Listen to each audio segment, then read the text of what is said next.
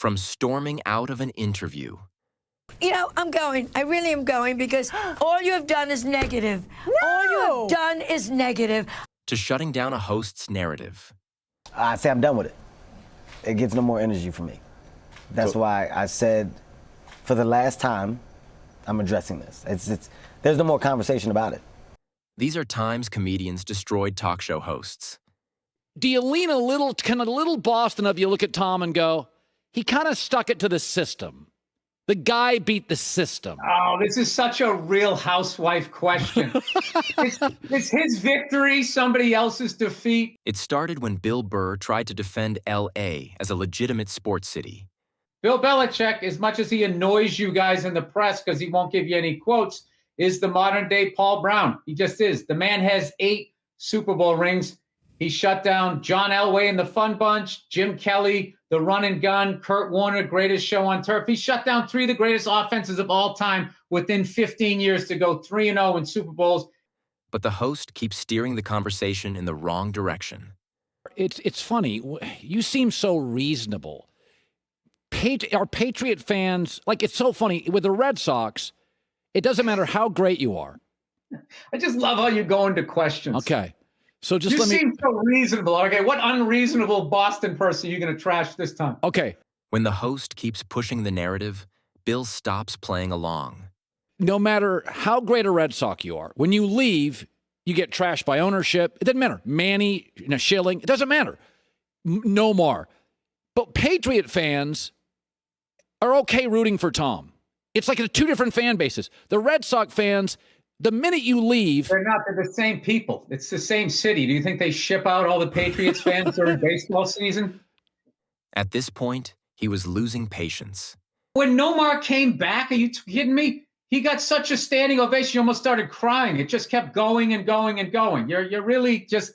You hate Boston. I get it. You hate Boston, and you're I don't know what your deal is. I don't know what happened to you when you went to Boston. I don't know what happened, okay? But I am not their representative. He already knows how these conversations get twisted. I'm sorry you went on the Freedom Trail and you didn't get to meet Paul Revere or whatever they promised you.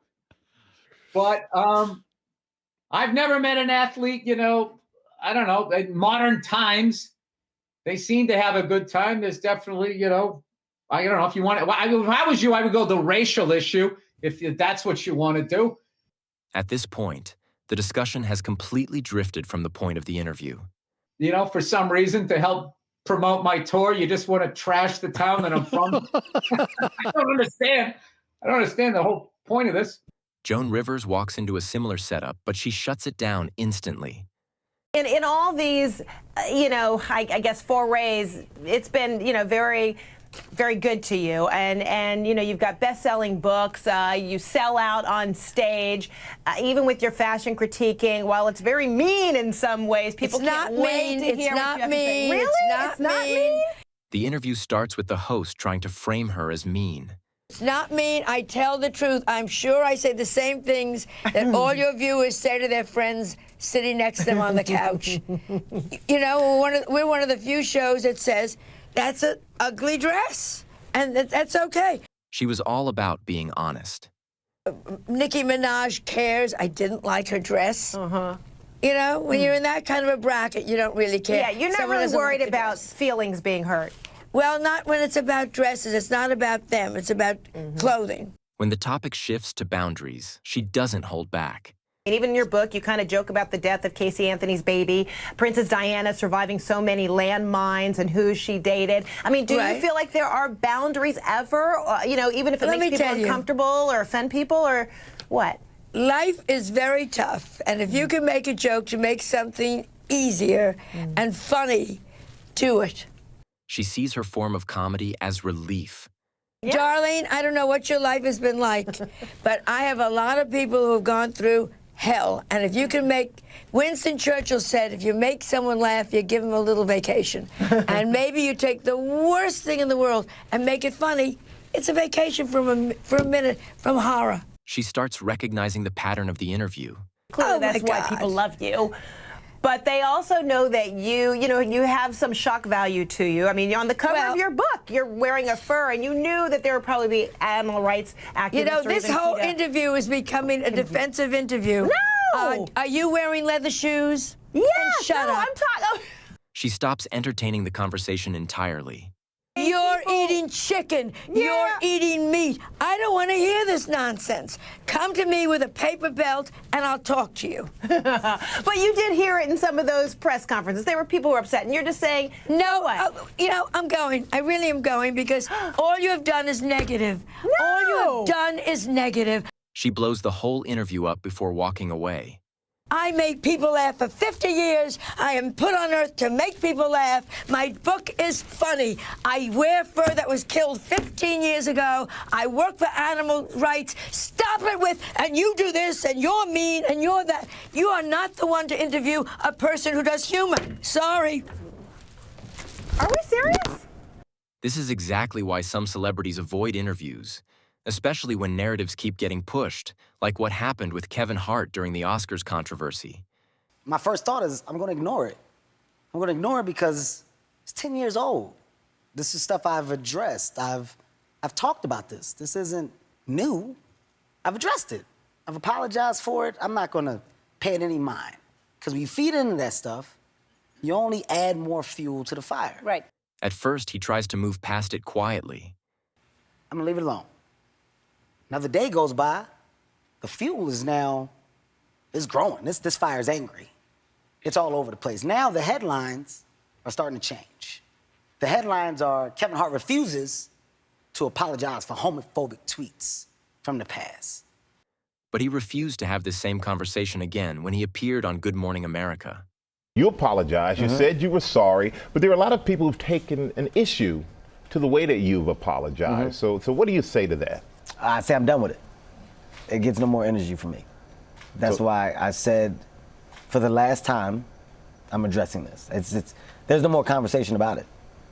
It becomes less about what was said and more about how it's being interpreted. Everybody took those headlines and started to run with it. So now, the slander on my name is all homophobia. Now I'm a little upset. I'm a little upset because I know who I am. I know I don't have a homophobic bone in my body. I know that I've addressed it. I know that I've apologized. The host tries to reopen something he already closed. I'm over the moment, and I'm about today. So if it's accepted, great. If it's not, it's nothing I can control. Some things are left out of your hands. So I'm done with it. I'm over it. That's where I personally am. They keep circling back to the apology, almost like they're waiting for a different answer.